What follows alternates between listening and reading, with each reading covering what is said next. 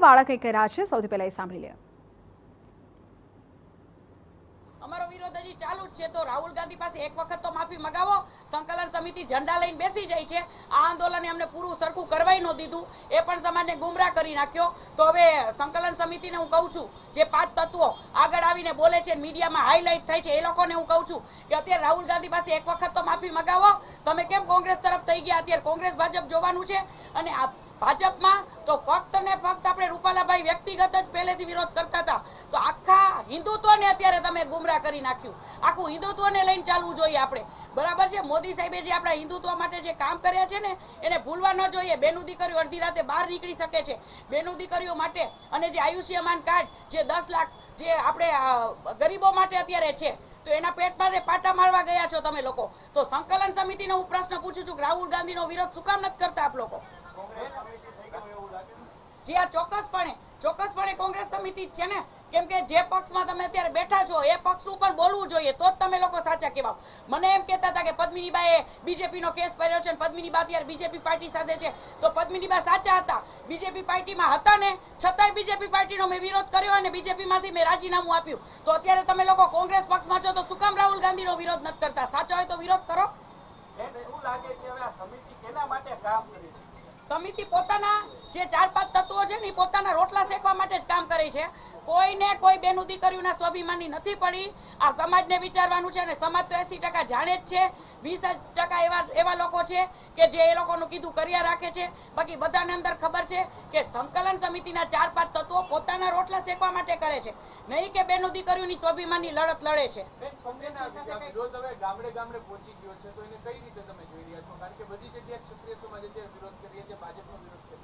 જી આ ચોક્કસપણે હવે એમાં એવું થયું છે, બધા સ્વયંભૂ નીકળી ગયા છે, અને સંકલન સમિતિએ તો શું છે, ખાલી દેખાવ પૂરતું કરી નાખ્યું।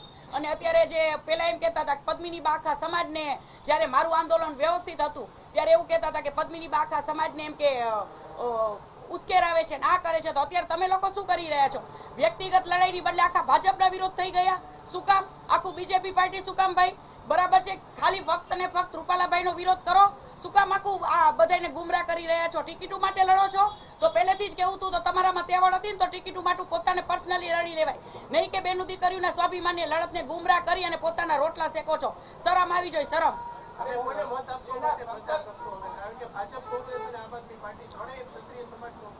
જી જી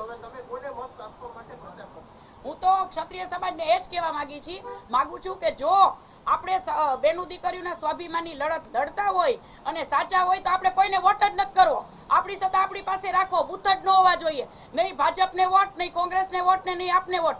જો તમે સ્વાભિમાનની લડત લડતા હોય તો, બાકી રાજકારણ કરતા હોય તો રાજકારણ કરો, બાકી કોઈને ફાયદો નથી। કોંગ્રેસને વોટ દેવાથી ફાયદો કોઈ જાતનો ક્ષત્રિય સમાજને નહીં થાય, એટલું યાદ રાખજો। બધા પોતપોતાના રોટલા શેકીને ઘર ભેગા થઈ જવાના છે, કોઈ મામેરા ભરવા નથી આવવાના, અને સંકલન સમિતિના 5 તત્વો કોઈ ફોન નથી ઉપાડવાના, એટલું યાદ રાખજો।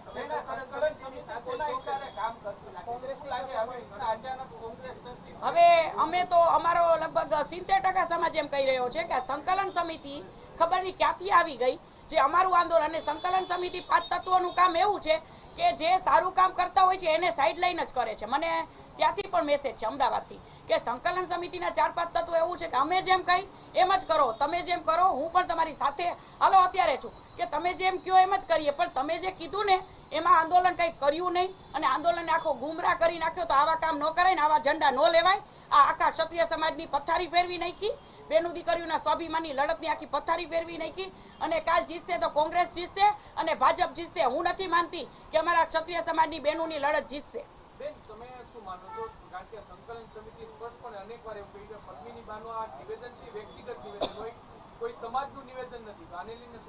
જી હા, એ લોકોએ તો છે ને આખા સમાજને ગુમરાહ કર્યો છે, અને અત્યારે શું છે કે દરેક ગ્રુપમાં એ લોકો એવું વાયરલ કરે છે કે જે અમે કહીને એવું જ કરજો, કોઈ પણ બીજું વ્યક્તિ તમને કાંઈ પણ સંદેશ આપે તો તમે એના સંદેશને માન્ય ન રહેતા, એટલે પેટનું પાપ બોલે છે કે હવે તો એમ કે હવે એ લોકો કરે શું?